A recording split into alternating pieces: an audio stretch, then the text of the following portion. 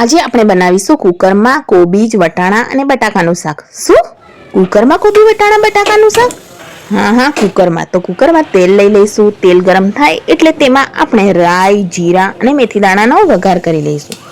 પછી તેમાં આપણે થોડી હિંગ એડ કરશું. હિંગ એડ કરીને તેમાં આપણે સમારેલા ટામેટા અને સમારેલા મરચાં એડ કરીને તેમાં આપણે હળદર, ધાણાજીરું પાવડર, લાલ મરચું પાવડર અને સ્વાદ પ્રમાણે મીઠું એડ કરી લઈશું. પછી બધું જ 1 થી 2 મિનિટ સુધી સાંતળી લઈશું. હવે તેમાં આપણે સમારેલા બટાકા, વટાણા અને સમારેલી કોબીજ એડ કરીને તેને આપણે બરાબર મિક્સ કરી લઈશું અને તેને મિક્સ કરતા જઈને 1 થી 2 મિનિટ સુધી બરાબર સાંતળી લઈશું.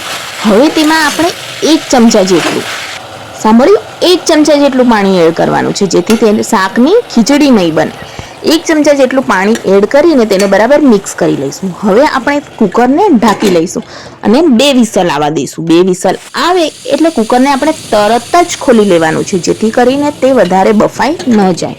તરત જ ઓપન કરી અને તેને મિક્સ કરી લેવાનું છે.